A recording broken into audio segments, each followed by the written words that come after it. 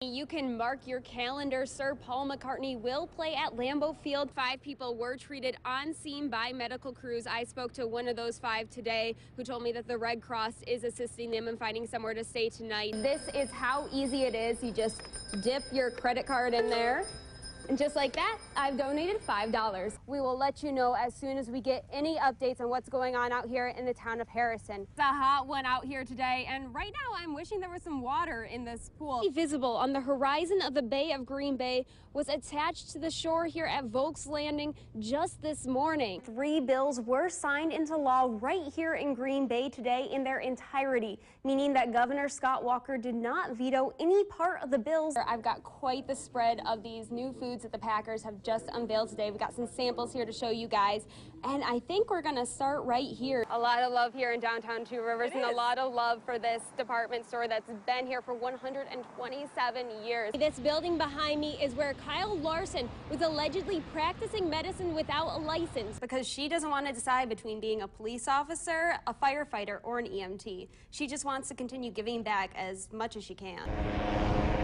The ice broke free and moving away from shores. Ice barely visible on the horizon of the Bay of Green Bay was attached to the shore here at Volk's Landing just this morning. Because Green Bay was not frozen all the way across, with these stronger winds that we have today, there's room for that ice to shift. Aboard that sheet of ice, that shift goes almost unnoticed. One of the guys in the group over here was nice enough to run around to everybody's shanty and said, "We got to get out of here. The ice is moving.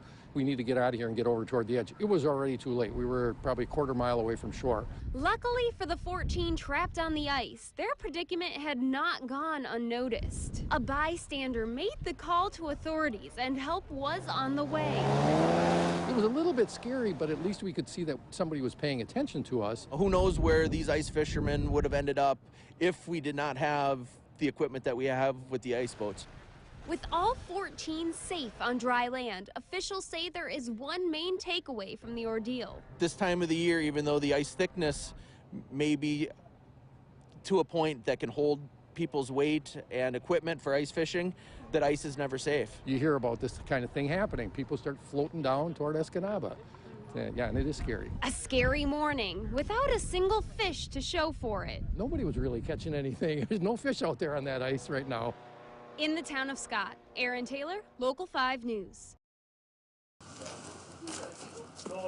The owners of Drees Transportation are loading up a different kind of shipment. All week we've been packaging them up. Socks, foot powder, candy, a lot of small items. Gifts for the troops in honor of a care package this family never got the chance to send. My son was killed in Afghanistan in 2009. We were sending packages to him, but before we could even get them shipped out, he was killed. Those packages were eventually delivered. And we sent them to his unit, and from there we decided to send them to whatever area names we got. It seemed like the right thing to do.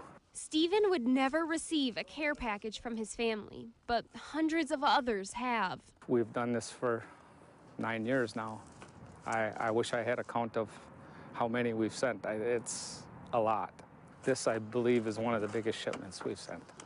98 packages in honor of one life lost too soon. Keep Stephen's memory going. In Peshtigo, Erinn Taylor, Local 5 News. There it went.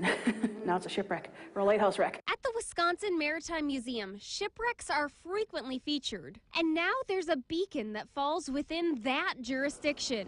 Witnessed it actually go completely off the break wall and into the lake. With the right swell and the wind direction and the duration that it's been building since last night. A beacon that once guided ships into Manitowoc's harbor. It's a pretty busy harbor in the summer. This would be the South Pier navigational light that welcomes people into the harbor. Lost to an angry Lake Michigan. It's not a lighthouse.